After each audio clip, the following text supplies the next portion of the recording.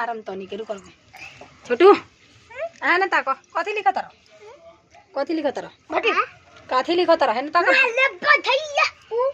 blue blue blue अच्छा तब ना मिठाई अरे कौन है रे हट मिठाई हट वो तो मिठाई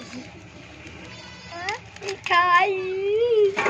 जा मैं काय बोल करते मिठाई लिया ना मिठाई तेरी खोल दी जा मामा पेन द मिठाई खइबो हां मिठाई खत रहो हमरो खियाइबो ओके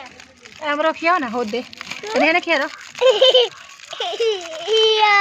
या है ना घूम ना है ना घूम के भाई बोल दे आता नहीं हमरो को खिया ना दो ए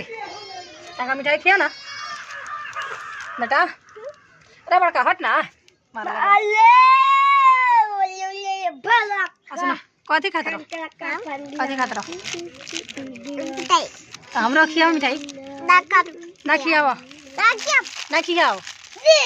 हमरा मिठाई ला हां छोड़ दे